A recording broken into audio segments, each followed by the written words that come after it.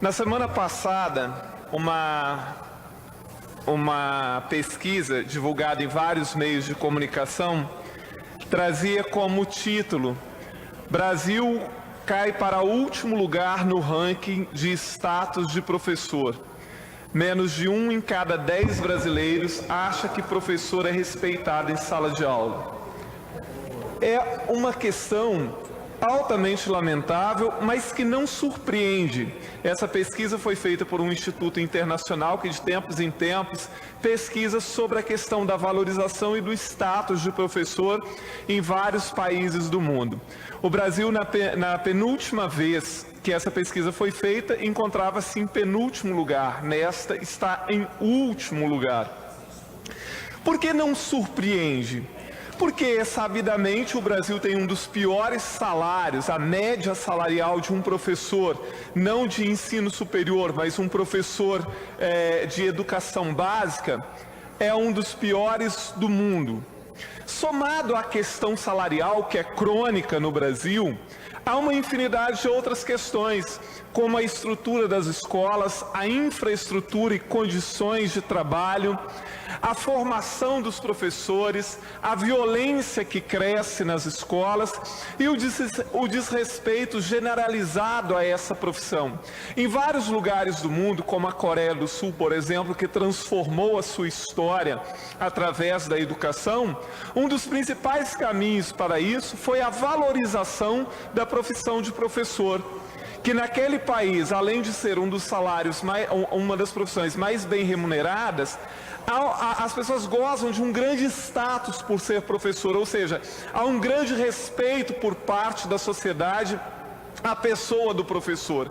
Aqui no Brasil não. O salário é ruim e há um desrespeito generalizado pela profissão e pelo papel do professor. E nos últimos tempos é de assustar o que vem ocorrendo no Brasil. Porque agora, por exemplo, com esse projeto chamado Escola Sem Partido, na verdade é uma forma de tentar inibir ainda mais a autonomia de um professor na sala de aula. Eu fico imaginando, caso esse projeto venha a ser aprovado, como será a vigilância contra o professor numa sala de aula.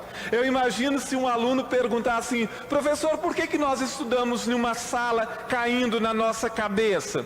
E o professor tiver que explicar o quanto de dinheiro é roubado, o quanto as autoridades do Brasil têm um desleixo generalizado por questões como essa, e aí o professor vai ser acusado de comunista, de socialista ou de não sei mais o que.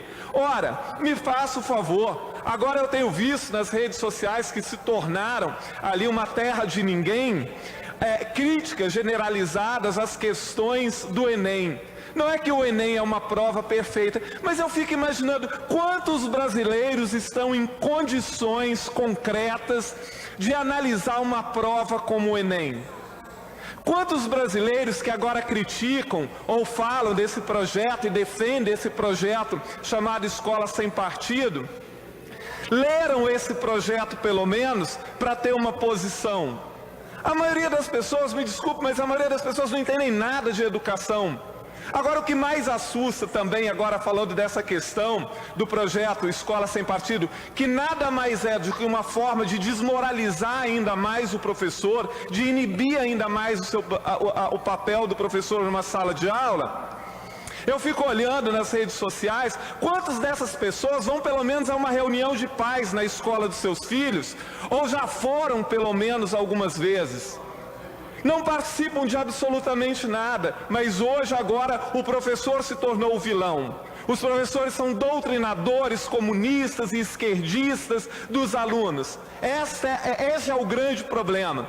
Ora, senhores deputados federais que estão agora analisando, e aqueles todos que defendem esse projeto como um grande problema da educação, vão pelo menos a uma escola visitar para ver quais são os problemas da educação. Aqueles que estão defendendo cegamente esse projeto, vá a uma reunião de pais na escola do seu filho para saber quais são os problemas enfrentados pela escola. O que é que está acontecendo? Eu visitei 256 escolas aqui no estado do Espírito Santo. Então, quem defende esses projetos, sobretudo aqueles que têm cargos políticos e que têm cargos eletivos, deveriam visitar as escolas para ajudar as escolas a ter estrutura, o professor um bom salário, uma boa qualificação. Isso nos levará a um avanço imenso no país e não ficar procurando cabelo em ovo. Muito obrigado, presidente.